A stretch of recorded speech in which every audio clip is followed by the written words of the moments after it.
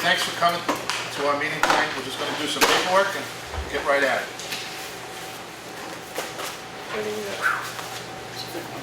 Anything you picked out of that, designs, and anything that you thought were good? John, The big one? Yeah, 12 foot rather than 14 Yeah, and 40 foot. 40 foot's more than we would probably need once you're doing tandem straights and things. So,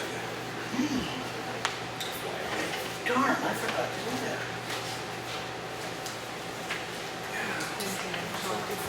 just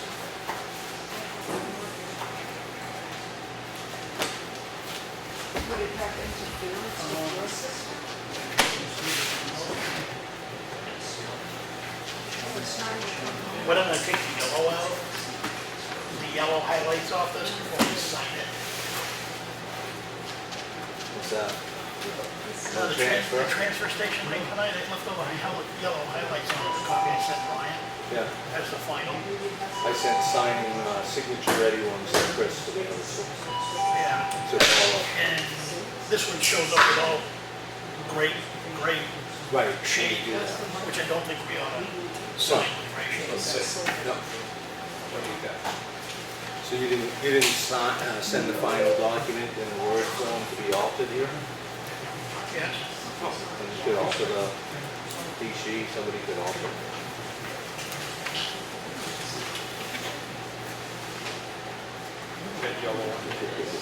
Yeah, everything's gray shade. It's black and white. You're all gonna fix it. Yeah. Is that what you want? And a signature page.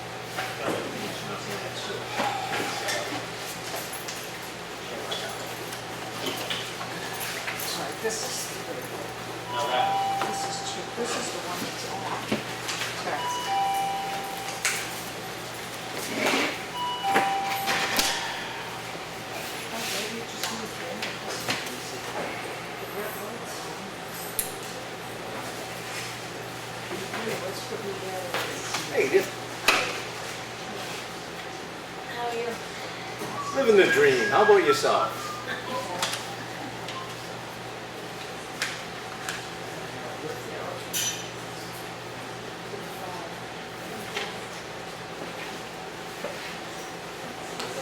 Everything's all right. So you want to sign it as this tonight? I think we could edit it and then get it out, you know, sooner than later. By next week. Yeah. Okay. Yeah. I think I'd get Grace to Yeah. words. And everybody, I forwarded all that communication from them to everyone, so any other background information she feels it's necessary is available to you guys. Yeah, I read most of that stuff. Because there was one line towards the bottom, it's kind of like repetitory. So it's, I know what you mean.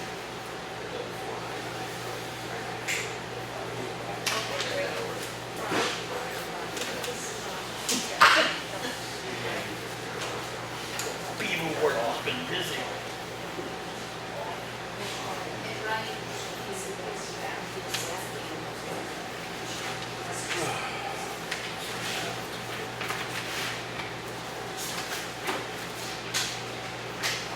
Just so you guys know, I'm not interested in signing the MS4 tonight without some conversation. I found something in here I think we should discuss, because you're projecting revenues, and that could leave you with a shortfall if we don't reach them.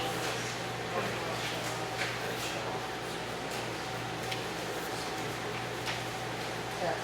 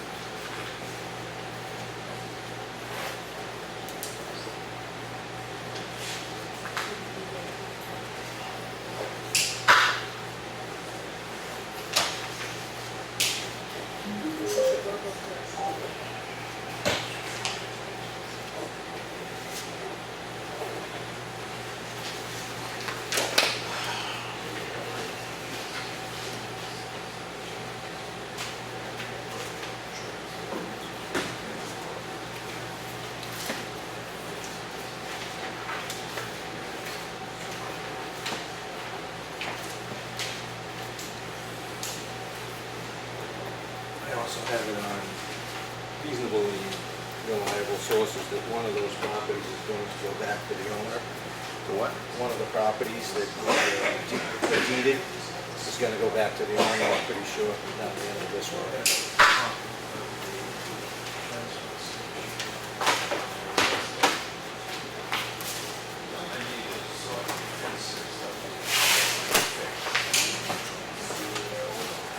No, all I got is what they brought in, this right here.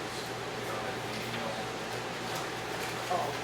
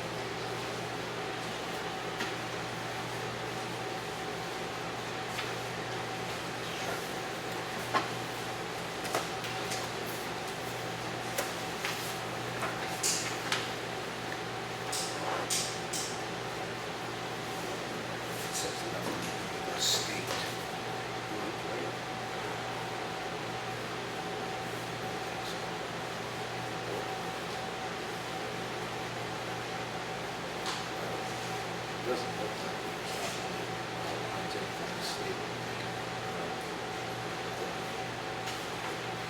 Alright, Freaked out. Go ahead. that's I never okay. heard of it. That's okay. I'm fine with eating at home.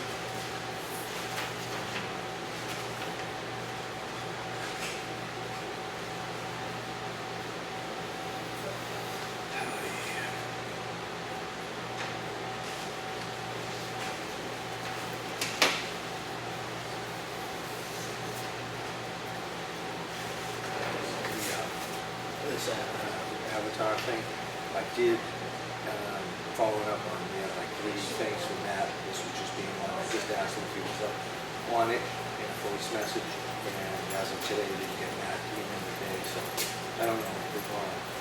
This is just going forward with the Board of Land Tax Appeals at this point. Yeah, Did you get it? we're into it too deep. Well, it's, yeah, I mean, but we've, I mean, I don't know if we just, every time we seem to get a little more, we get a little more. yeah, the wrong Yeah, way. the wrong way. Well, that's why I figured before we make any, absolute sign on the dotted line, maybe we get Matt's state, because this has been processing through his, His office. yeah.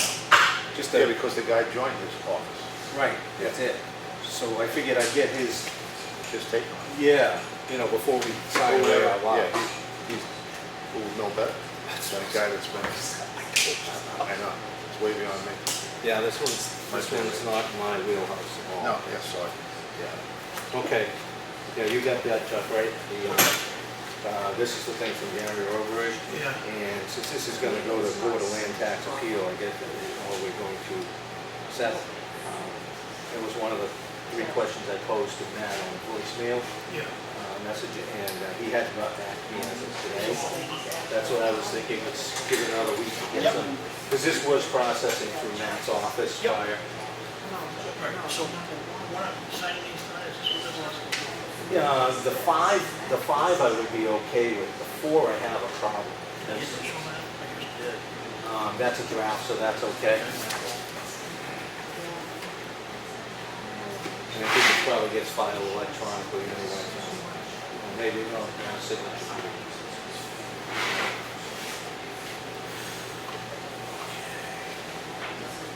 Anything else, Tom? I don't, no, you see what's, Empty. what did you or didn't you get, I don't know. I didn't get it.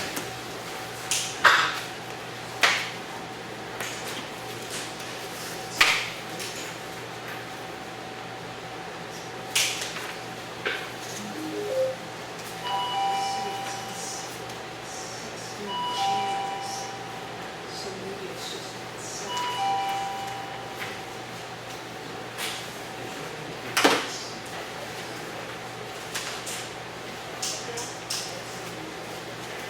Alright,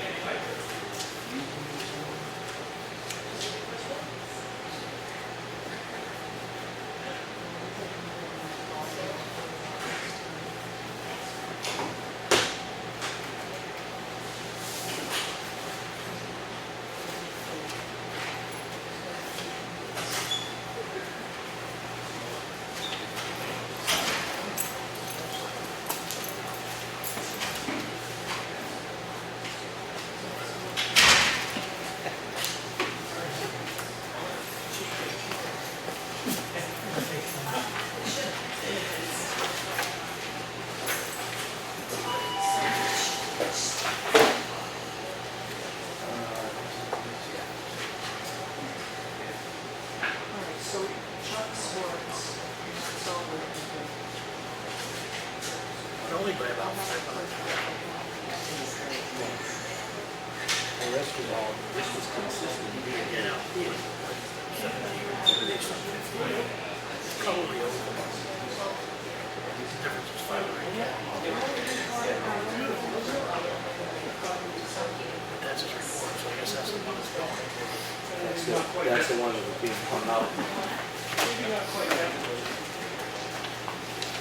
And Yeah, it'd be excellent. Hey, everybody. Yeah, we should, yeah. cut that in. It was just an email from that to me, and I think they passed that on, but if they didn't,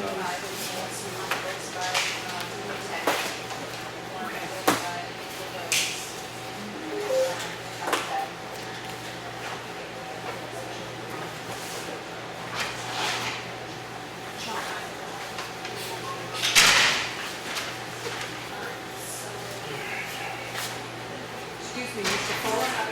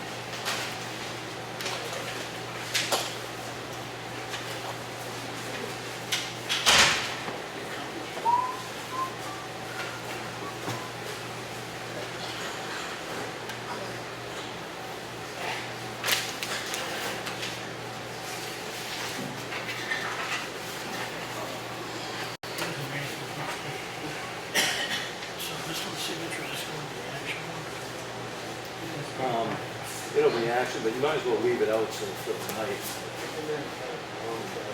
Do it when you're at the end.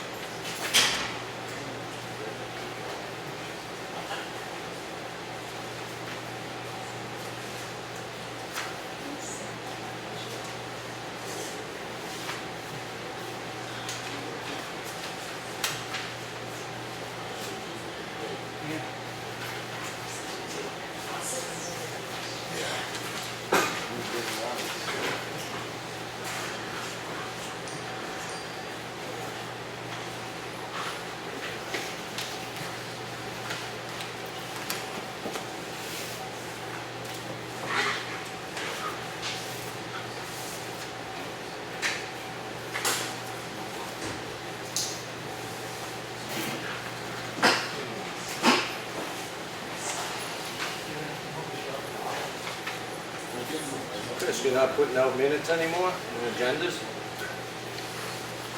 No minutes and agendas? Right here. Oh. Good for everybody? Well, I should up on my day. Oh, never mind, Chris. The fishing is in. The He's one, gonna get it mixed up. but those are the visual ones, the reading ones are, you can sign them. Yep.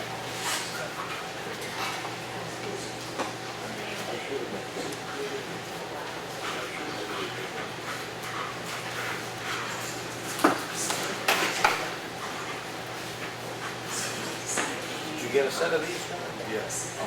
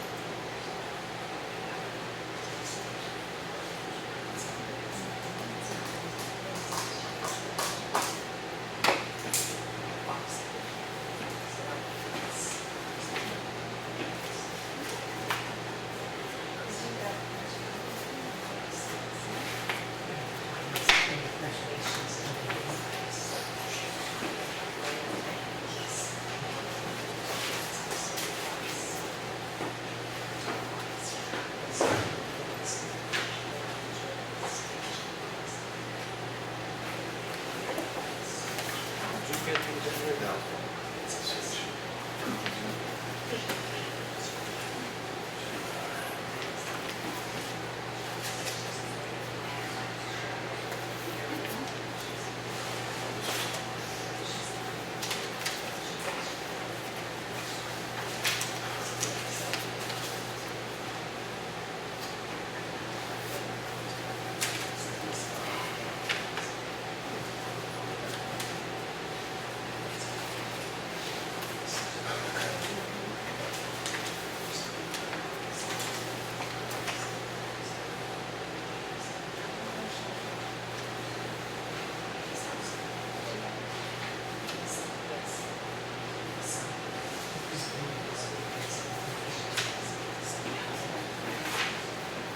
Are we gonna sign this?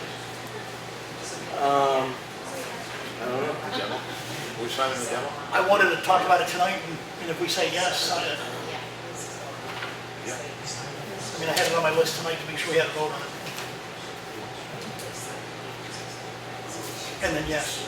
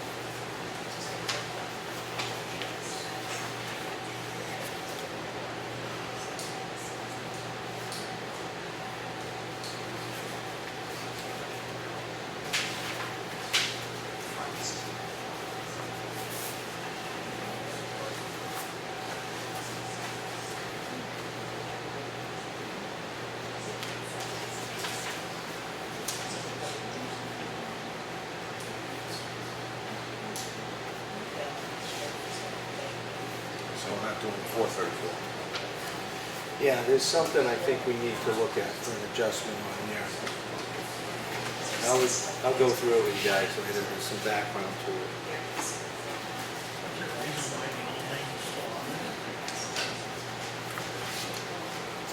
Purposes to use the credit test as a job, so.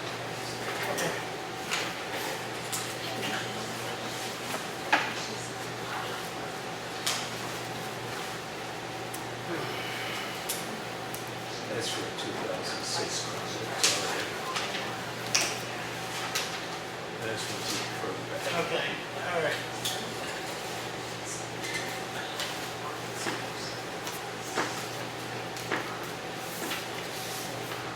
You got all this, right? Yeah, I'll get that. I'm on it.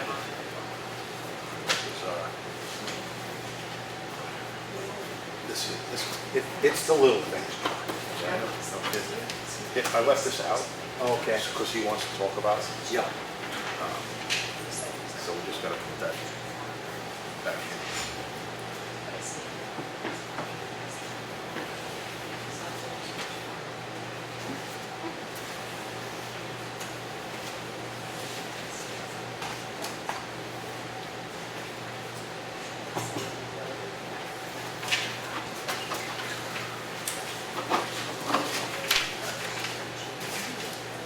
Okay, voice on the game yesterday and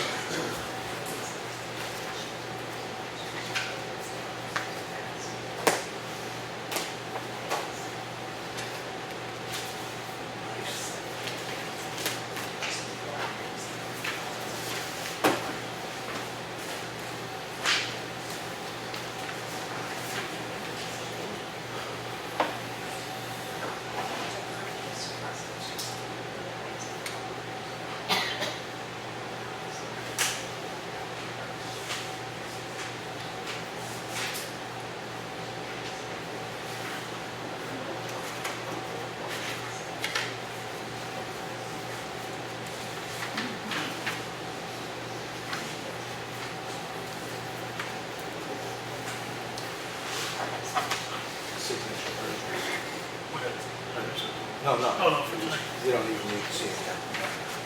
You'll see it later.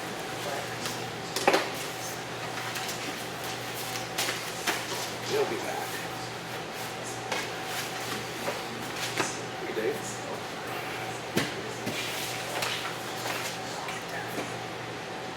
I'll get that for you.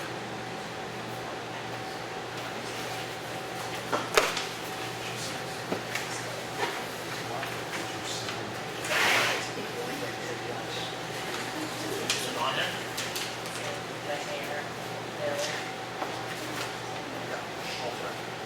Leaving that out so that we don't forget to.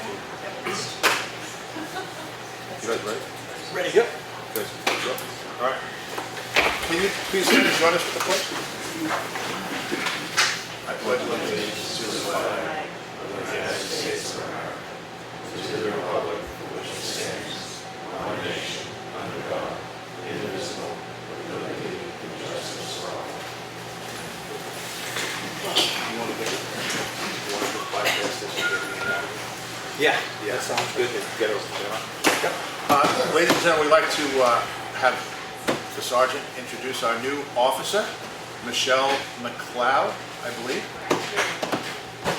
Just wanted to introduce everybody to Michelle McLeod. She's going to be joining the department part-time with us. Michelle worked with me up in Bartlett as well. She's a very good, responsible officer, very community-oriented. So we're looking forward to having her here with us, and especially with Chief West recently announcing his retirement.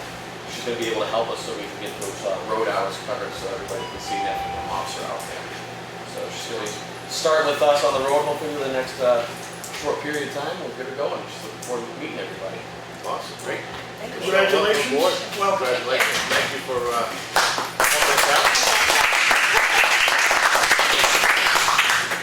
And I don't know if you guys got anything to ask or? Well, I'll just comment that I know I ran into both our sergeant and Officer Cloud recently and had a little chat. And you are presently a full-time police officer in Center Harbor, is that right with that? That is correct. So we got somebody not just strictly off the street, you're in law enforcement, so I just wanted to get that out. That is correct. I'm sure that comforts many. Yeah, the goal is to bring in a certified and trained That's officer. a way to put that. Wonderful. Thank you for your Yeah. good humor. Right. And, If you want to give that to Deanna, she'll take care of the raise the right hand. I don't know, Michelle, you have anything to ask us? First of all, I'm John Meisner, Yes. Mike Cahalane. Chuck Fuller. and And Brian Burke. I'm Brian Go right Burke, to the top. town administrator, I'm not. I I'm not with those We blended guys. in with the wall, we couldn't see him because of the share. We put him on the stub end for a reason. notice how the tables And tilt a little bit. This is Christine. And this is Christine Holbrook. She's Welcome. So, Also, if you just mind real quick, I want to present the board with, these are all the printouts from 244 High Watch, Green Mountain Treatment Center, in the Carrollton County Sheriff's Office. Good. This encompasses all the police, fire, and EMS calls up in the treatment center from January 1 until this past Saturday morning. Okay. So this is for your guys to review. great. Yeah, awesome. Thank you guys. All right, well, thank you. No problems. Do you have anything else for the department at all? No, you guys doing a great job, and again, welcome aboard. One question, I have one word. One word. Word. Why? Why? Always start with why. Why not? She took the words out of my mouth. See, I was gonna Deanna, answer don't your you have something to do? question with a question. It sounds see, like don't have thunder? it sounds like an interrogation, John. You're on the losing end. No kidding.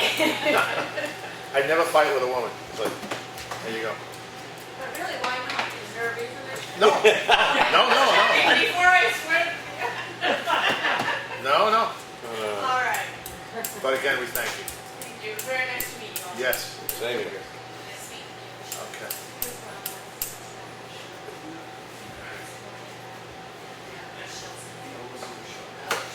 You had a I paper- want to see Michelle too. You got the paperwork, right, for her? Yes, I do. Thanks. Okay. Good, awesome. All right, thank you.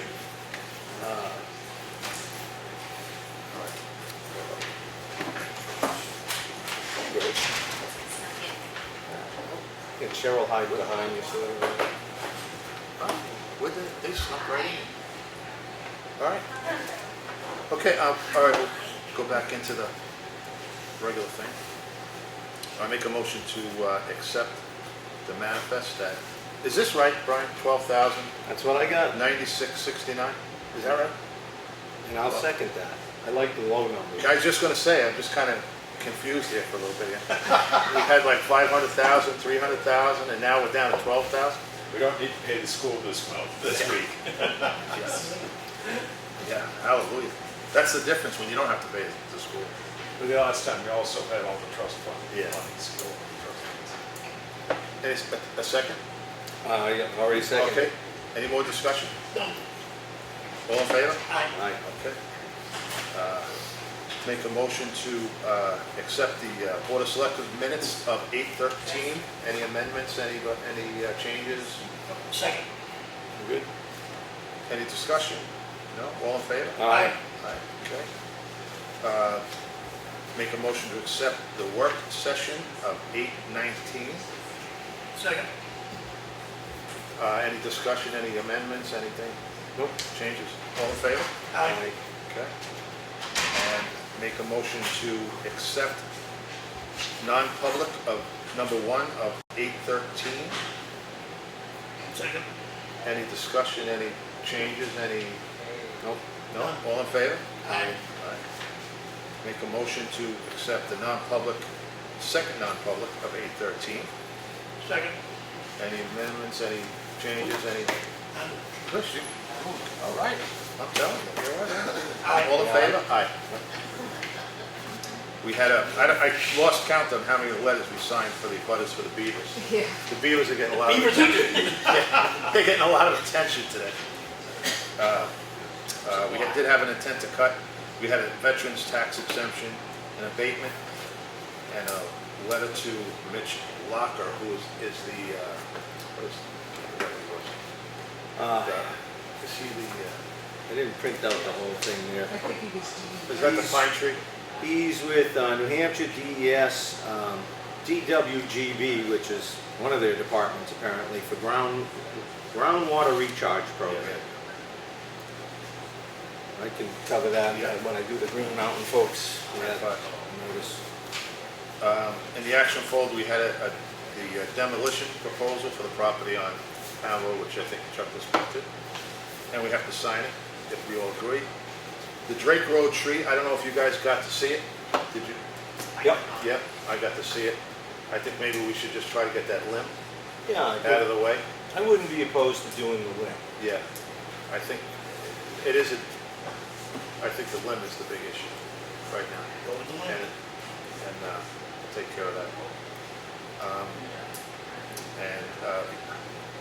The Eversource assessment report is about, what, 300 pages? Oh, yeah, that's too much to get That's into. what, and we did have a 91A request that I guess Brian and you. I don't know if you have that one in. I think I sent it all forward. Otherwise, I can get that. Which one was that? It's regarding the transfer station permit sticker and placement on the vehicle. I'll look at you. I don't have it. I won't. Oh, did you? Okay. Yes. Because it was with a bunch of other things which I need to, I'll dig into it. I think it went to Claudia when she was still here. I remember her talking about it, but I don't have it. Okay. I'm on it. Make sure we get it. Okay.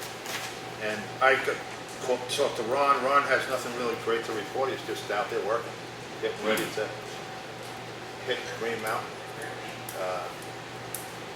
Other than that, he said everything is going good. I asked him how everybody's doing. I did, when I've talked to him a couple times, you know, as soon as he's able to commit himself to Green Mountain Road, told him to give us a heads up for at least a week so we could get that advertised in the newspaper and let people know. Yeah, he wants to Delays. truly commit 100% to the road. He doesn't want to, do a little bit and then get pulled off and then do a little bit. He just wants to stay on it until it's done, which makes sense Works all right. for me. Other than that, I didn't get to Steve thing about the gravel in the road. I keep forgetting to throw the broom in the back of my truck. I was out there and I didn't bring the broom and I just hadn't a chance to So get there. I will get to it though. One of us. One other thing, while you guys were out checking the tree on Drake Road, did you happen to see the good-sized potholes that were I happening? was looking up. Oh, sorry. Okay, there were potholes up too. No, some, I can ask Ron to get, he's still got some more, I didn't have too much patch, he's been going through that quite a bit. Yeah, he's But he covered likes a lot it. of area. He likes right, a it. whole gang of them, there's 3 or 4 of them that are. Yeah, okay, I'll get in touch with him and Thank do you. it. Yep, So we're using the UPM now Yeah. versus regular coal patch, so and it stays in, it seems to stay in a lot better. we'll find out, right? Yeah, oh yeah. I would suggest maybe you have Grace take care of that gravel, she's retired. I thought you were retired. Yeah, but Grace is Newland. Yeah, but you got the engineering degree, you know You live exactly how closer. to pick it up, You live closer. how to move it. I'm just trying to fill up your time. Did you say give Chuck a break? What? What? Chuck needs alone time? All right, that's all, and we have to go through we have the public hearing again, so. Okay then, let's see, the first thing I'm gonna cover is Green Mountain Conservation Group did send a letter hoping we would forward it on. I think Chuck would like to do a little tweaking here, or collectively would probably like to add or change a few things. So we'll do that. In Blair's email to us, She covered the recipient should be Robert S. Scott, Commissioner of New Hampshire Department of Environmental Services, and of course our Governor, John Sununu, to receive these copies. And in essence, what is being portrayed to us is that there's a 12-page document that is citing Pine Tree Power dropping essentially 100,000 gallons a day of brine, and there's some maybe heavy metals or a certain kind of contaminants in that water that's going into, or potentially will go down into, our drinking water aquifer. So that's the concern. I talked to Ms. Foltz over at Green Mountain Conservation, and I asked her, because it wasn't outlined, what were they doing with the water prior? And so they were trucking it away, I believe, to a treatment plant on the other side of the state to have it properly treated. So that is the concern, this new practice, and we're going to petition the powers that be at the Department of Environmental Services not to allow this new permit to go into effect. Other than that, the Green Mountain Conservation put a 2-page summary of this on, and of course Brian has those emails, correspondence in the office. And Green Mountain Conservation in their email added this at the bottom: if you are free on Thursday, please extend invitations to the Selectmen and others you know to join Green Mountain Conservation Group for an open house and volunteer celebration from 3 to 6 p.m. at their Blue Heron House, the center on Hunters Bridge Road. So they're pretty much inviting everybody if you'd like to go. Right.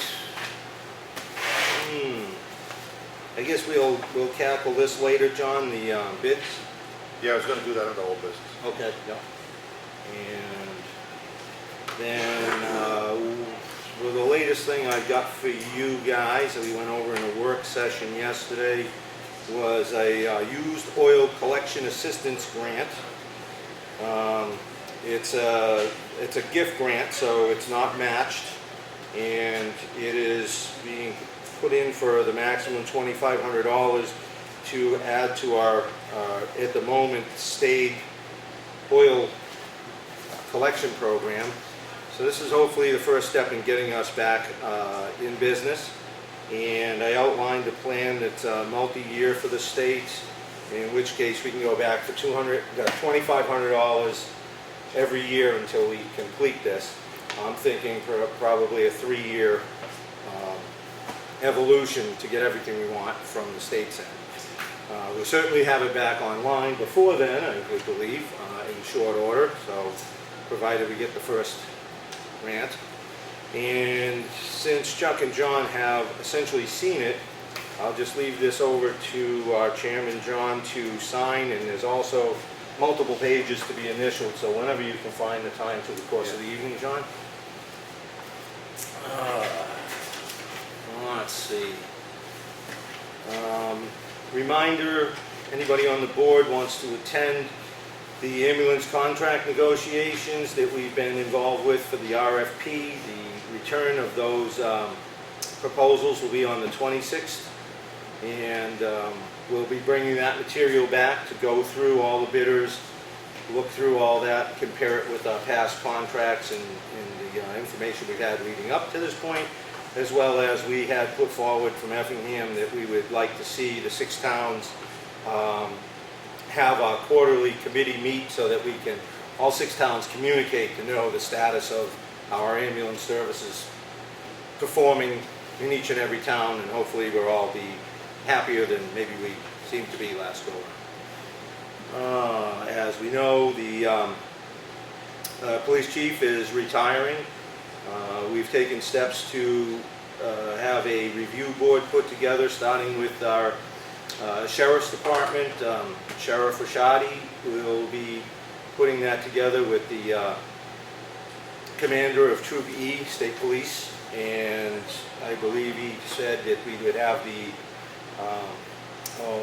Chief Purley from upstate Jackson, I think, and he's the New Hampshire Police representative for the Police Chiefs Association in our county, as well as the New Hampshire Police Association's president on the board. And we have put forth that we think that Mr. Tim Eldridge would be a good fit to round out the board as the citizen from our community to sit on that. Budget committee season's coming in, so we'll be scheduling a lot of work sessions on that. Plan on some proposals for warrant articles. We still have one proposal for banking to come in. We're hoping to see a pretty significant turnaround in our banking interest rates, fees being reduced or done away with. So that's going to be coming up pretty soon. When is that? I mean, The trustees and trust funds are the last piece of the puzzle, and they are not going to be back to meet until the first week of September anyway, or maybe just after. We've got some catch basin cleanouts. I can't seem to get to that. That's kind of like sweeping the rocks up over there. So maybe we can get something going on identifying the locations and making sure they're accessible so we can get the vacuum in to suck those out. Again, as John alluded to, somewhere in this month we hope to have the Green Mountain Road culverts start to get pulled and installed. Let's see, poll tax revaluation decision is coming up. We're still working our way through that, waiting for some update from legal counsel. And our transfer station upgrade or implementation will be coming up soon. I guess once we get through tonight, we'll have that little thing to deal with and actually make it work. And I think that's it on my list of things I wanted to cover to make sure we're all aware. Public service. Or mention it. Public service The is, update for the letter we got in. why don't you tackle that one? I don't have that off the top of my head. No, I'm drawing a blank. the reverse. Oh, well, okay. Yeah, I think that's in the folder. I'll let you get that one, Chuck. You can provide more details on that, because all I'm gonna do is throw out the numbers And that's basically what we have. and terrify people, so. Yeah. I'll let you do that. Okay. Yeah. Part of our work session last night, I do find myself with some questions when we were looking at a line on the MS 535 form, which bothered me, so I made a fuss over it, and I have reached out to our accountants, and I found out a couple of things. One being that we're probably not properly funding the retirement for the police department, because that number looks like if we paid everybody a salary for the entire year that they should be getting, we would probably be about $4,000 short on what we needed to put aside. And then the other thing is we were high on another line, which was payroll taxes, which kind of throws me. I know there was an additional payable, which I didn't quite get the answer to what that meant, but that counted for some of this, which I'm of the mind of thinking that might have been for police details, because that would go into the retirement fund. So if we spent we received $26,000 or so in detail money, it was probably an offset there that you don't budget for because you don't know those are coming. So I think that's where that came in. Additionally, I'm concerned that we have a FICA and a Medicare payments being taken out for personnel that maybe they shouldn't, or I could be totally way off base, but there are, in these 53 pages, there's names in here that I'm a little concerned that they would be getting payroll taxes from. So I guess maybe you and I, Brian, could sit down and we can run through that and you can tell me where I'm going wrong. I will tell you that as far as the retirement system is concerned, we have paid what we're supposed to pay. As a matter of fact, we have a bit of a credit, a $61 credit that we're getting back. So I don't think the retirement system number is off. We have to report that weekly to them. Not off in the sense of it's being paid, off in the sense that it drove a budget line over budget. Oh, okay. Probably due to those details, they get paid the retirement system in. They wouldn't have been in the initial package we put together, and those might have jumped off the line. That's possible. And that's another thing. I think we might have to look at details and assess just how much money the town's receiving and what it, you know, what it costs us to participate in this, to make sure we're, The town is receiving $25 an hour. for a $75 an hour thing. Where's the 28.43% for retirement contributions come out of that equation? The $50 section or the 25? And where's the fuel come from? You know, I mean, there's some cost that we should The town, verify. according to information I received several years ago, made a decision to put that $25 into the cruiser replacement fund. And I'm assuming that they're still doing that. But there was apparently a warrant article at some point in time to do that. And that's how you purchase your cruisers initially. John's kind of shaking his head, so he must remember a little of this. No, that's how we paid for the cruiser, Yeah. through the So- details. The details were very plentiful that year. And then the year after that, we relied on that. We thought the well would never dry, and it dried up. Well, Because when I first arrived here, I got to agree with you, I didn't think there was enough money to cover the costs associated with the town. Most towns have a flat fee for the officer per hour, and then they do whatever the retirement system is, plus FICA if it's a part-time officer and not getting retirement, plus insurance, plus the cost of the cruiser per hour. And they then figure a percentage for also doing the bookkeeping to keep track of that. And I don't think you can cover that for $75. I raised that issue with Claudia, and she said she didn't think so either, except that the price for everybody in the county was $75 an hour, and everybody was doing it. So someone must have figured out the 75 is working. well, someone may revisit this and find out it's not, and that's my concern, because if we are, that $50, does that qualify for the retirement? Or is it the whole 75? I would assume it's the $50, which means we'd be paying $14 and change. Is that coming out of the 25 on our end? These are my concerns. That's what we. There's two things in retirement. The officer pays a percentage, and the town pays a percentage. Now, it gets even more complicated because like Sergeant McMillan cannot have that money put into his retirement system because the legislature has changed it, and he hasn't got enough time in service to qualify for it. So no retirement comes out of that either for the town or him. Right. Chief Box has been a police officer long enough that it does show up in his. They're the only two, because part-time officers, we're not paying retirement on anyway, even if they're full-time somewhere else. So it's a mixed bag on where it comes from and how much. Well, that's there again is why I'd like to sit down with you when we have the opportunity and go through how that money equation shakes out, because you know we've got substantial resources we're putting forward with cruises and fuel and whatnot. So I want to make sure I'm balanced that you know the officer might be making out pretty well, but what is the town of Effingham getting out of this? So I just want to make sure that this is a healthy relationship for everyone. And then again, I see some names in here that I just want to verify what deductions are coming out of the payroll for and why, because the line that went over only has two items in it, payroll taxes and the retirement fund. And we're over by almost $13,000. So that just kind of gets to me because we're usually a little under, so let's say we're over by 15,000. And before we go into budget season, I just want to iron that one out. So I'm sure you'll be looking at it before I get back to you, knowing you. So that's on my to-do list. And I think that's it, except for the MS4. This is a projected revenues document that we put forward.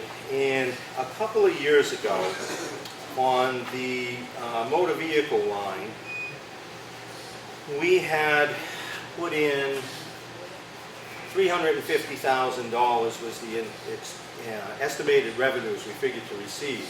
We actually received $275,000 and change.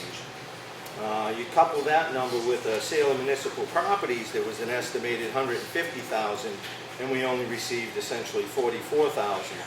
you come up with a shortfall in revenues of $182,546, which is a problem for us on an operating budget standpoint. So I live in fear of the MS4 projections. Last year, we projected $260,000 for motor vehicle. We came in at 295. I'm looking at the form now, and it's showing 295 is projected going forward. I think that's high. I did have a discussion with Claudia before she left, who's been doing these forms for years, and she had agreed that maybe somewhere around 240 was a safe projection. We actually only had about a cushion of $100,000 last year, so if something in any of these categories dipped low enough to equal $100,000, we're in trouble. So I'm concerned, and I think we should talk this over, maybe not now, but before we sign this, where do we want to be on this revenue line? I did take the numbers to date and crunch them, and I got a projected outcome if we stay steady. We should cover it, but there again, there's a discussion to be had here before we sign. I know that I have a number from Claudia in an email that we had 240, so it isn't just like my number as well. So Brian, everybody, I'd just like to hash that over and see if what we really are comfortable with. Actually, those numbers are Claudia's numbers. Are they? Yeah. With the exception of 2 or 3 that I lowered because I was concerned about the same thing. Well, there again, you know, if this has already gone through the porthole, Brian, we may need to touch base. Hold it up so I can see the front of it. Well, this one is the 5. The 5 is But not gone to the portal yet. the four is the one that projects the revenues. None of them have gone to the portal yet. Wonderful. And again, But they we're not do- going to subject everybody to this tonight, but They do the first. we'll have to convene and work this through. Again, my bottom line is a shortfall in revenues would cause us some pretty good headaches. So just as long as we're all vetted it and we're all comfortable with where they're going and familiarized ourselves with this. And then what we put in is what we put in. I'll be fine with that. I'd like to have a conversation before we just sign it. Is that okay with you? Yeah. You guys? Wonderful. That's it for me then. I'm moving it over to you, Chuck, and you can tell them the good news about the poll. I was going to say, you did a great job in setting that up. So as an informational item, we're going to open up the 6-town ambulance bids this coming Monday night. The selectmen will go up, we'll open up the bids. We're not making any decisions, we're just opening up and looking at them on Monday night. And the reference Mike made earlier that he said he would give to me, we basically received an update regarding the current status of the ongoing lawsuit between Eversource Electric Utility Company and Effingham, which has been going on for years.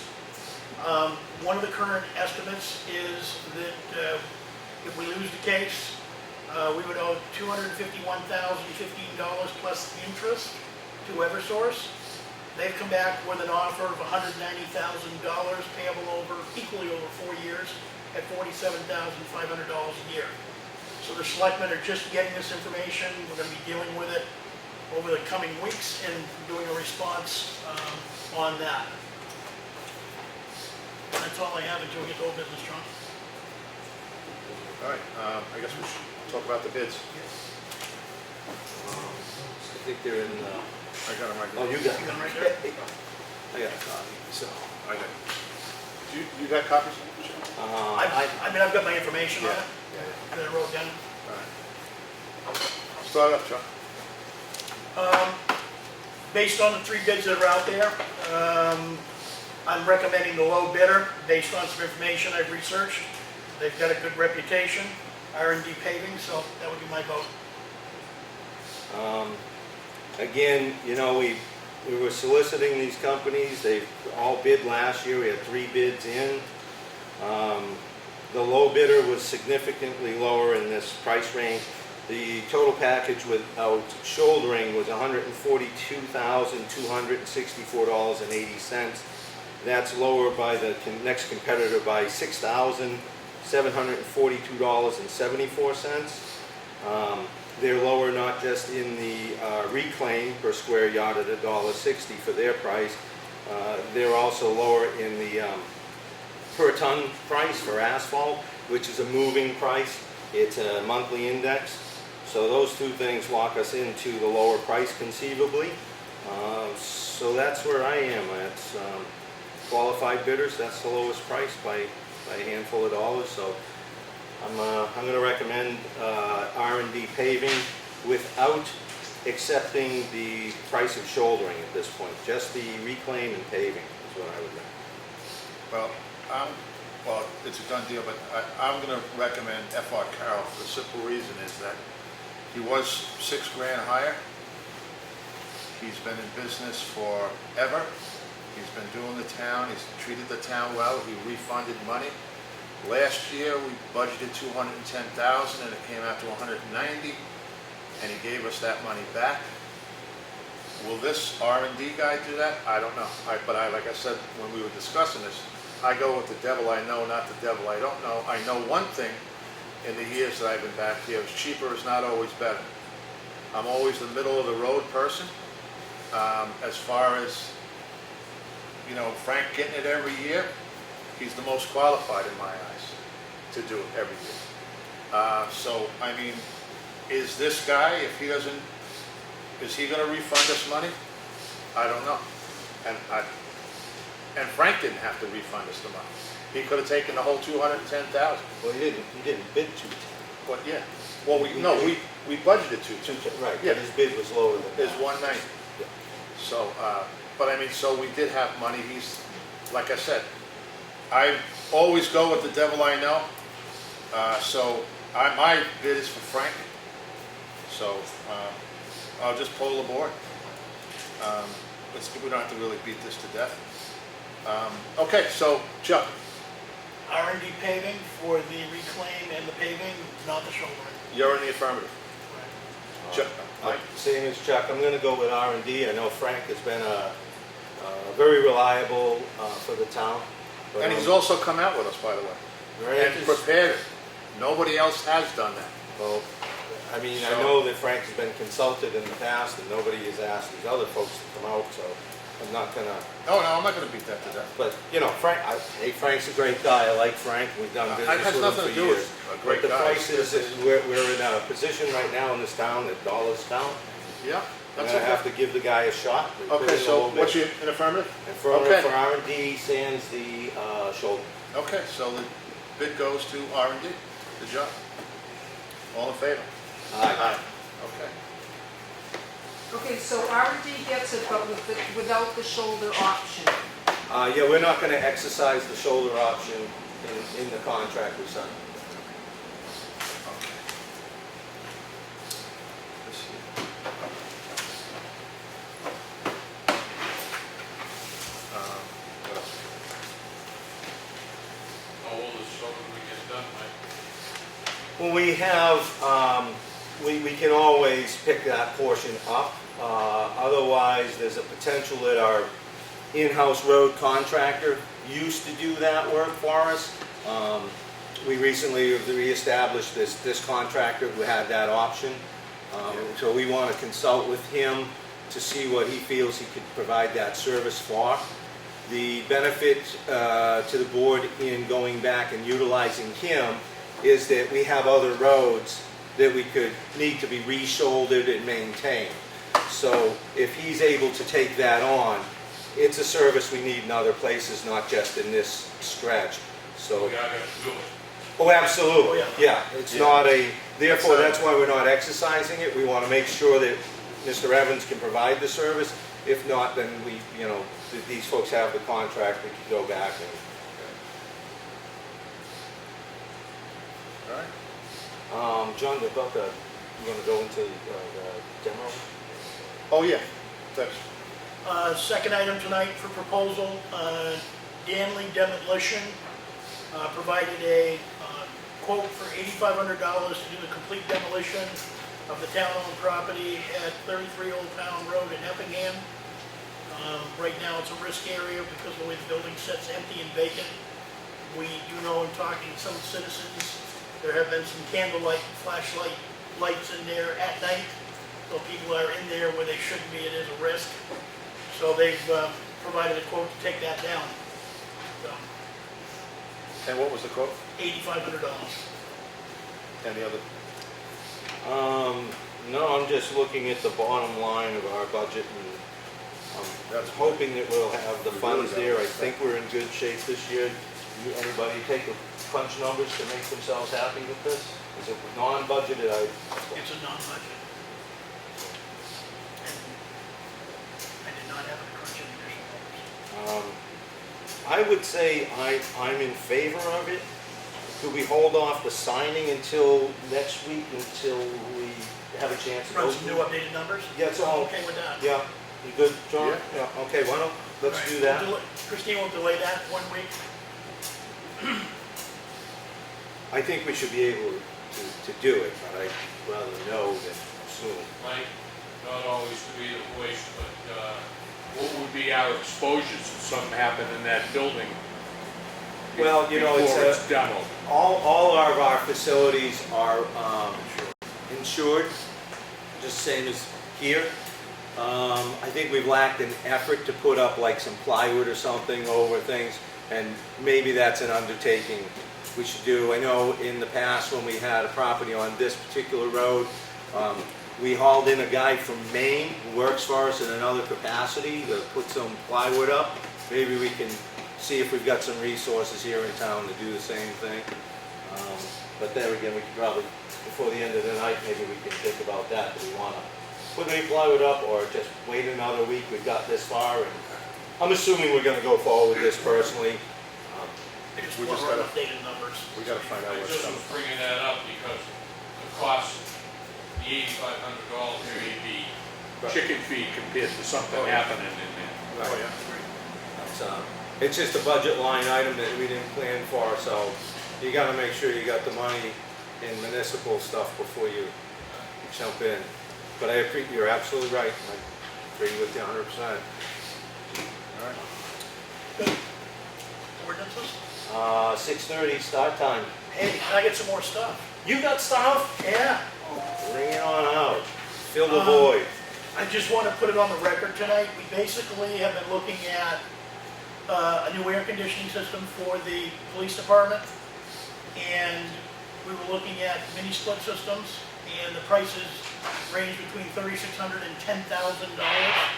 So we've elected not to go that route, and we're going to explore another option of redoing the window that's there with the air conditioner in it to basically solve the air conditioning system. So we're not going with the two quotes that have been previously submitted. So can I jump in on the tail end of that? Yeah. I had a conversation today. Oh, with Kevin? Yeah, you gentlemen asked me to reach out yesterday to the fellow who's doing a project in town for us at the transfer station. He's a local fella, and I explained what it was, and he said they make this box for it, the whole thing, piece of cake, no big deal, and he didn't think it was a lot of money. So I said, okay. I put him in touch with Officer McMillan, was the contact for this, so I gave Officer McMillan the contact information. Those guys will get us a quote. We'll get Perfect. together. Okay. Also, I was approached by at least one citizen, it was actually more than that, regarding the current status of the property taxes being paid by Effingham Connect with the Davis Meeting House that they purchased. And Brian was able to do some homework within the last day. RSA section 72:23, section 6, basically says that on or before June 1st of each year, a filing will happen with the municipality in a form which is provided by the Board of Tax and Land Appeals, which is a statement of the financial condition for the preceding fiscal year, and such other information as may be necessary to establish the status and eligibility for tax exemption. So there is a form that's due. Gwen is actually looking at that and doing that right now, and Brian's office will reach out and talk to Effingham Connect regarding getting that form and getting it on file. The next item I want to touch base on Do we want to deal with this tonight? We talked about being able to post this. I don't know what additional work we need to do on it. Do you want to review it one more time for next week, or? I'm good. It's just a summary document, there's nothing binding to it. Okay, so what this is, it will basically make it available. I'm actually going to do a presentation at the next meeting that Ed is at with the camera, which will be, I believe, September 3rd, unless things change. We said in a meeting or two ago that we would provide a short synopsis and summary of what's been going on with the Snow Road Bridge replacement project since 2016. So I pulled together a short document, which I'll review, so we'll have it put up on the wall so the camera can pick it up. And we'll walk through it. We'll also have a capability to post it on the website, which will just show where we're at, what's been going on. Because a number of townspeople have been saying, what's been happening with Snow Road Bridge? You know, we've heard this, we've heard that. This is an event to try and eliminate some of the rumors that are going on out there relative to where it's at and what we're going to be proposing at the next town meeting. John, that's all I had. Rumors? I can't believe that. Rumors? Yeah. Do we have any? Yeah. Open up to public comment, I guess. Public? Steve? Steve Regal speaking for the Effingham Preservation Society. Just letting the board know that at our last meeting, we voted to come up with a different setup for street closures for our street fair that happens, that we won't have to imposition the Effingham Fire Department to come out with their sawhorses and whatever. I had a discussion with the police chief, the fire chief, Randy. He's on board with it. We're going to do it with a series of cones and signage that will, and which will always be in possession of EPS, so we don't have to worry about where the stuff is, which has happened before. So, I just want to ask you, just to run it by the police department, what you're going to do, you know, how you're going to close off the roads. yeah, okay. Yeah. Will he be out there after this meeting, you think? I don't I know, well, the sergeant is, Chief Butts is not, he's not in tonight. You're not having any function until No. June or so Yeah, next so year. we don't have to There'll really, be plenty of time. there'll be plenty of We time. just wanted to see if we can get it set up and finished this year. Oh, okay. You know what I mean? So that's in, I can order the stuff, and we've got it. That's all. It's to close out our budget, Gotcha. you know, and the financials. So that's why I've come to you, but I will, if you want, I will go by the police. Probably doesn't hurt, like John says, because that's kind of their, I mean, we say okay to do it, and they're probably the ones to implement. All right, just say with the caveat that the police are okay. Yeah, absolutely. Yeah. Yeah. Thank you, You gentlemen. got it? Any other public comment? No. No. All right. Do you have a need for non-public? No, I don't believe we do. All right. So, Chuck? We'll take a recess, Yeah, we'll take a recess. Motion recess?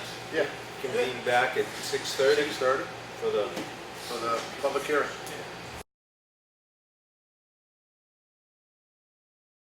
All right. Ladies and gentlemen, thank you for coming for the public hearing with the edits that we took under advisement from you people. And we're going to start it off with, are we going to do the parking ordinance first? right-of-way Yeah. ordinance, John? Yeah. Okay, the right-of-way ordinance, which was really focusing around some snow removal and mailbox placement, has been gone through with two spelling corrections. There were no other suggested changes, none adopted by the board.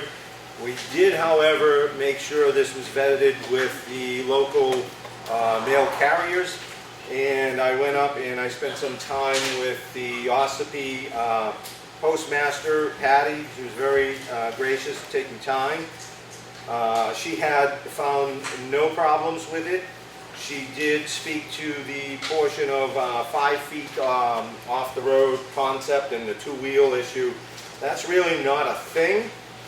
It's more kind of a focal point of the post office because a lot of folks don't taper out the road a little to support the vehicles in the winter, and there's a big sliding situation. So short of that, as long as people do properly maintain the area for the postal workers, in which she supplied this diagram, which shows you kind of a shovel out, scooping out around your mailboxes, and a basic diagram, don't have the vehicle tilting one way or another. It's pretty simple, it's pretty straightforward. Other than that, that document seems to be pretty good. So I'll open it up to the public if anybody has any concern before we approve this. Hearing none, I will make a motion to approve the right-of-way ordinance sans its cover sheet, and dated 8/20/2019 to be adopted. Second. Do I have a second? All in favor? Aye. Aye. Okay, wonderful. We'll put that one away. The parking ordinance is next. We did take a fair amount of input on this one. I believe resident Millie Williams was here and pointed out a few things that may not apply to our town at this point in time, which were a number of items on the page 1 and 2 of the original draft, perhaps all on page 2 of the draft that was presented. Number 2 item, during the winter parking ban, that has been restructured and moved down on the document. I'll cover that later.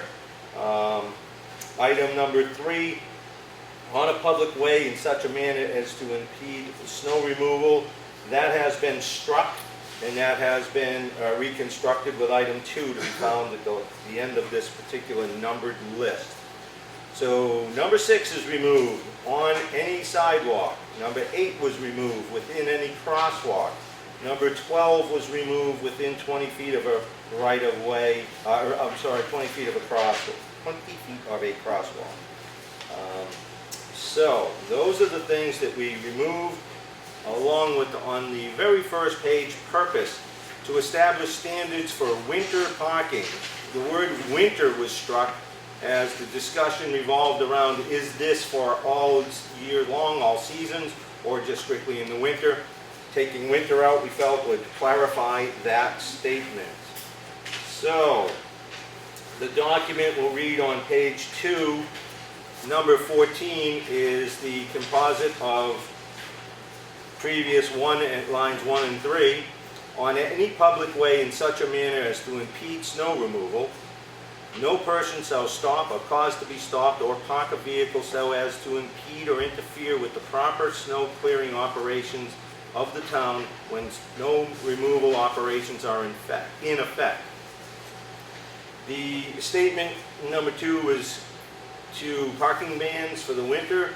That is now a bold one-line item under item 14. Simply stating, parking is banned between the dates November 1st through April 30th on any way in the town of Effingham. In short, when it's winter season, do not park on the roads or in the right of way. That is all I have. Are there any questions regarding that document? Anybody? Nobody? All right, then I will make a motion to accept the parking ban ordinance as amended. Second. Second from Mr. Fuller. All in favor? Aye. Aye. Aye. That adoption date is 8/20/2019. Thank you. The next thing I want to cover is just a couple issues that revolve around some concerns we had. regulation of the use of highways, etc., you can find that the selectmen gain this authority in 41:11, that's RSA 41:11, Title 3. And it will confer all the powers of the city council by RSA 47:17, Roman 7, Roman 8, and Roman 18, and by any other provision of the law upon the subject. That is just going to be the short answer for where our authority comes from. There's a whole bunch more ordinances that RSAs that I'm just not going to bore you with. To public hearing notice, no such ordinance or amendment or supplements thereto herein before set forth shall become effective or be altered altered until after a public hearing in relation thereto, at which parties in interest and citizens shall have the opportunity to be heard. Notice of the time and place of such hearing shall be published in the paper general circulation in the state at least 15 days before holding the hearing. That was covered and done. To the $1 charge that was a concern in the title, in the section of fees on the transfer station, I believe that the bylaws and ordinance chapter 47, section 47:18 covers this, notice and publication of ordinances. The final line in this RSA reads, the sufficiency of the published notice shall not affect the validity of the ordinance. And again, that $1 fee for permits was previously established by warrant in a town meeting and by public hearing. I will not go into the various other stacks of RSAs covering this whole matter. I just wanted to touch on the ones that were perhaps needed to be highlighted because of comments provided previously. To that end, I am now going to hand off to Mr. Fuller. Thank you, Mike. Transfer station ordinance, with the edits that came in from the last meeting and a few edits that were provided to me after the meeting. We'll look at page 3, section E, transfer station permits. Item number 3, we did add a clarification in that the residents or taxpayers upon presentation of current registration, subsequent to that, this may include a registration from a leased vehicle or a vehicle named in a trust. So what this basically means, if somebody comes to the transfer station to get their permit, they're not going to be able to get into the transfer station. They're going to have to come to the town because it will not be clear on the registration that's there. Next page, page 5. The smoke detector issue took quite a revision from the public meeting. If you remember, we talked about having a DES document. There was a 2-pager attached to this on how you could dispose of different things. We made a call into the waste management folks. They basically said smoke detectors cannot, in our current contract, be disposed of at the transfer station. But we will, and you'll see it in here twice, collect those smoke detectors, and we will then make sure they get over on the hazardous waste day in Ossipee. So there's a new item E on page 5 that covers what I just said on smoke detectors. Page 6, there was a question in acetylene LP gas tanks. They basically referenced little canister bottles and gas cylinders that you can use with cook stoves and things like that. So we've added that language in there. On page 9, under glass number 2, aluminum and tin number 3, we had talked about using the terminology that you did not have to rinse and clean.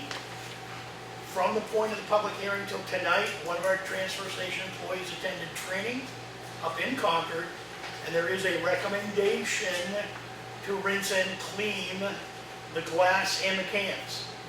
If it's not rinsed and clean and it does go into the recycling area, it will then likely become a contaminated load, which we end up having to pay much more for when it's contaminated. Can I just touch on it? Yep, go ahead. A recommendation is not a mandate. No. So, Correct. So they're recommending it. They're recommending it. It's not a mandate. You're not mandated to do that, but they recommend to do it. And we're gonna recommend that you rinse Okay. and clean Okay. to help save money. And Okay.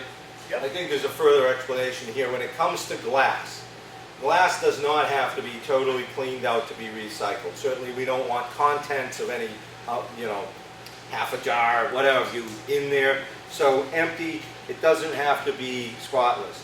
When you're recycling the plastic and aluminum and tin cans, that's more critical. If those, you're throwing away a mayonnaise jar and it's full of the mayonnaise inside and hasn't been cleaned out, that's not recyclable at that point. It doesn't do any good. Just for your information, it just helps with the recycling process if those food items are rinsed out of those containers. Sorry, Chuck. No, that's good. So based on that, because we reviewed this last night, do we want to change the rinsed and clean back to? No, I would leave it. I would leave it, but I'm just saying, Okay. people might come up and say, wait a minute, you just recommended. Well, but we're saying it's a Yeah. mandatory policy. It's good neighbor policy. It's No, good. but we're saying the document is a mandatory recycling? So if they're now saying it's not mandatory to rinse and clean, then we ought to change the wording. It needs to be a cleaned out container just the same. It doesn't have to be, you know, dishwasher clean. And I think there's a certain discretion that the guys on duty, I think they can bridge the gap from that. I think it makes the I point that think it leave it shouldn't alone. have It should be contents in there. Okay, Yeah. good enough. Go ahead, I'm sorry. Go ahead. Can I ask you? Oh, yes, Okay, yeah, absolutely. that's fine. Whether it's recommended or mandated, will that change whether or not they will consider the load contaminated and charge the town? There It's is, no matter the wording of how it gets there, if it Right. gets there like that, will it still be a there's a contaminated tipping load? point. There's a 5% tipping point. Yeah. So things that end up into our recyclables with the cans and plastics and, you know, Yeah, stuff. 5% craft. Right, Okay. so there's a tipping. One of the things I'm making the point on earlier was that that container that you put in that wasn't, you know, rinsed out to a good degree, that is no longer going to be recycled. So if you're kind of a green orientated person and Yeah. you're not achieving your goal. Will it tip the container over because you didn't clean out a certain amount? Most likely not in, you know, those small amounts, but it's a consciousness thing. But the bottom line is, if there's more than 5% that's not clean, the load We is will get considered. charged. Yeah, We'll get okay. charged. And that will, That's my question. that will now be another trucking fee from one location to another another location. There'll be a sorting fee. Right. We will incur some, you know. Additional cost. Yeah, and they won't be cheap. Yeah. They'll be in the hundreds of That's dollars all. minimum. That's all.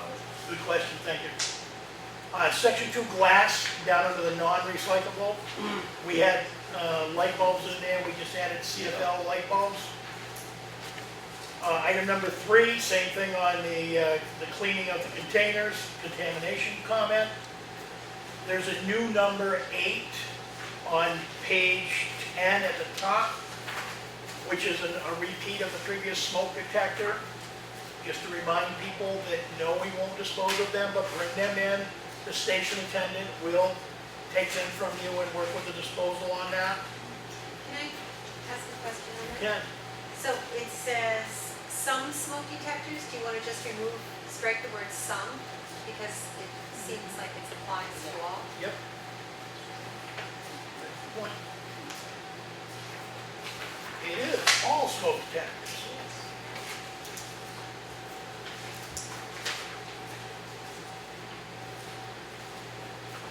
Thank you. I'm surprised you didn't edit this before. Don't blame her now. Item B, category 1 on page 10. We basically added waxed and tinfoil drink cartons. So drink cartons were there, we just kind of made it a little bit more clear. Waxed and tinfoil, alkaline batteries, regular light bulbs. Those were all comments that came out of the last one. No fee, those were in regular household waste. There's a new number 5, hardcover books. Hardcover books go into the waste demo dumpsters. If people are willing to take the hardcovers off, we can put them into the recycling, but if the hardcover's there, then the only place it goes is in the demo dumpster. Can I jump in You just? can. Thank you. It's been a standing practice for the folks that do work at the transfer station to help people with those hardcover books. They tend to rip the, you know, if you have trouble removing the covers, the guys do it for you. They'll take care of that. And so see them if you have a mind to. It depends on quantity. Yeah. They'll stay late. Don't worry. Okay. Cheryl, They've done it for the library. they did. Oh, They did. Yeah, but the last load that we took up because we Yeah, had that's it. like a ton of books, that was, we weren't able to do that. Category C, fees required, acceptable payment will be cash only for the fee structure for the things that are gonna be disposed of at the transfer station. And the very last item on page 12, there's an RSA 41:9-A, subsection 4. The RSA that we had in there last time wasn't the correct RSA to give us the focal point we wanted, so the correct RSA has been moved into that section. The only thing that ends up being beyond that for helpful information is a 2-pager, and it's not on the copy that, yeah, there it is. Page 13 and 14 talks about the disposal kits for household generated sharp items, needles, syringes, things like that. So it helps with that. Any questions on the needles and syringes, the station attendants will be more than happy to help anybody with the questions on that. Chuck, I actually have a different question. Fire. I think you changed some language regarding the burn pile that I did not hear. During such times as the state forest fire warden or Effingham forest fire warden may declare open burning to be unsafe, the town will not accept any materials described above until such time as the fire hazard has been lifted. Is that new current language? I see you're hustling Yeah, with it's this. actually in, yeah, it wasn't on the copy that I was reading from. Okay, I may have the improper page here, so I Nope, won't it's page 11. Okay, page 11, and that's D, category 3, burn pile materials, new language, as you just heard read. The question came up last time, said fire chief. It should have been the fire chief, it should have been the Effingham fire warden, and that was the change to the language in that paragraph. And now I have, at long last, come up with another question. No. Hey, should I just sit out there for a minute? I can't even imagine that, really. Go ahead.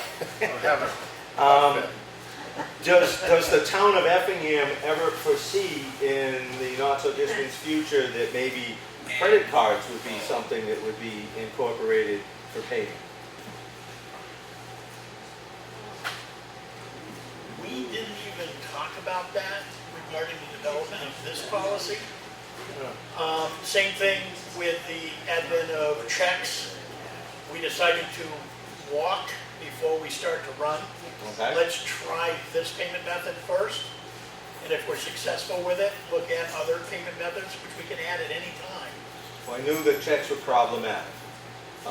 So I guess I'm just throwing this out as an afterthought to ourselves, is maybe that's a consideration going forward, because not everybody travels with lots of cash, and just for our own We note. could probably purchase a credit card machine, and the only negative's gonna be, you're not gonna be able to run it from the transfer station booth. I think if somebody has a big pile, and it's gonna be a couple of $100 or They whatever. can come in here They and can get it. come to the office and get a voucher saying that they paid, give it to Mark, and that be done with it, because you don't want, like he says, nobody walks around with a huge amount, but the office is open.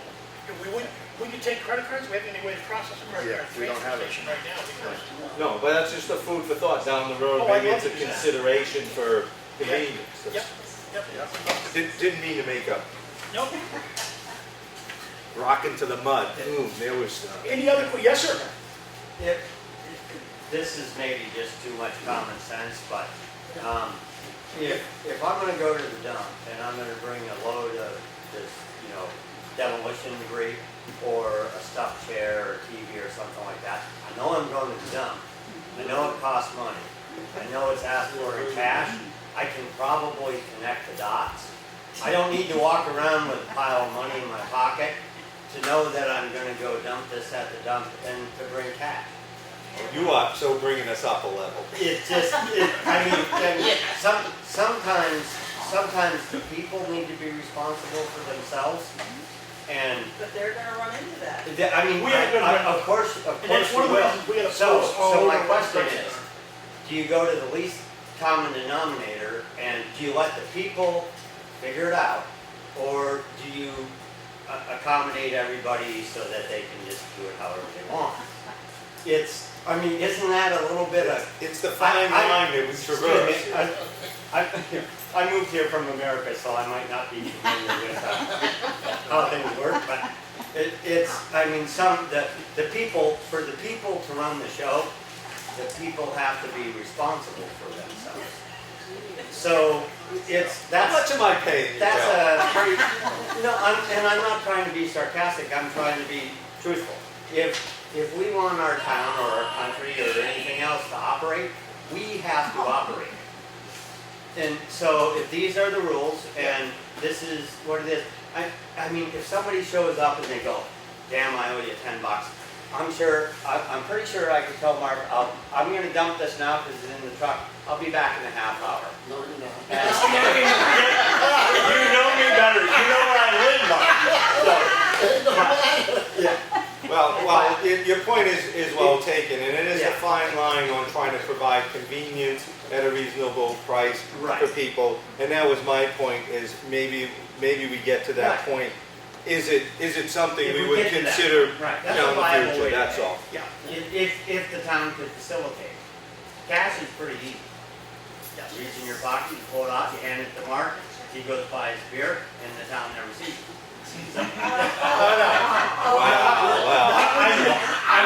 Policies going in. Okay, I didn't know I was gonna, my question was gonna bring us, Yeah. devolve things to this point. All right, moving along. So, Sorry. page 8, I'm surprised nobody asked. That's fine. So when's this all gonna be effective? The enforcement of the new fee structure will happen starting first transfer station day after October 1st. So there will be some handouts available. Each day, anybody coming in, transfer station attendants are gonna hand a one-pager that says, here's what's happening, here's what the prices are, so that anybody coming into the station will be made available. I will tell you this, there are a select group of people that are going to get the entire handout, and we're actually going to take their names down that we've given them that handout. So we don't have to go through the process down the road of, gee, I didn't know, nobody ever told me. We're basically going to have that list of about 2 dozen people. Any other questions? Geneva? I want to thank you for that RSA you was going to get to me 2 weeks ago. It was very nice of you to do it. Geneva, I did forget to do that, and I apologize. I just told you, I want to thank you very much for it. I apologize. Geneva, I think I have something for you. Uh-oh. It's because you had raised a point, Good thing Ian's sitting there. you had raised a point on how do we know that the money that comes from this operation gets spent where it should go. And the conversation turned to, we prevent warrant articles, and there's a whole process we undergo now. One of the things that we have been discussing here is to put on the warrant this year, it hasn't been decided at this point, but a special revenue fund. What a special revenue fund does in certain cases can be applied. Solid waste facilities are one of those cases under the state statutes. And it's specifically laid out by name, solid waste facility, is the revenues that derive from the operation would all be collected and go into a separate fund that is segregated from the general fund that the town's money's in. So what happens there is, you can't spend it. The selectmen can't spend it. It accumulates. It can only be spent at the transfer station for infrastructure, repairs, equipment, such and such like that. So that money would accumulate. And then, when the selectmen say, we want, we put a warrant article, it goes to town meeting, And then the folks in our town say whether we need it that bad or we want it that bad by your vote. And that'll determine how those funds get spent. This way, we'll always guarantee that it won't be up to the selectmen, the budget committee, or the voters, that there'll be a stream of revenue for the facility, because trash and that whole operation is an expense. It's growing nationwide, globally. So this is our answer. I believe we'll probably get to that point, but it's the answer we have on the table for discussion, is to set up a special revenue fund to kind of ensure the future of the facility has proper funding. That's where it should be spent. Where it's raised, it should be spent. Ms. Fire. Hello. Hey, Cheryl. I would suggest that if that's something that the board is considering bringing forward, that you have your figures together from October 1st, March 1st, as what was raised for the townspeople, because they're going to ask you Well, before they vote on to it. that end, I know that Chuck has been proactive in looking at the cash registers, and our discussion yesterday was to make sure that the cash registers would record not just the money, but essentially what it went to. So we won't only be able to tell you how much money came in, we'll tell you how much money came in for tires, e-waste, demo, those kinds of things. So one of the things we'll be able to do after, say, 6 months, is look at with what we're charging for fees for demo and what we're paying for demo, how close are we to a break-even point? We'll actually have that level of detail. Other public comment? Come on, we must have missed something. All right. I will make a motion, Chuck, to accept the town of Effingham's new transfer station, solid waste facility, mandatory recycling ordinance as amended with the word all versus some, and to be effective August 20th, 2019.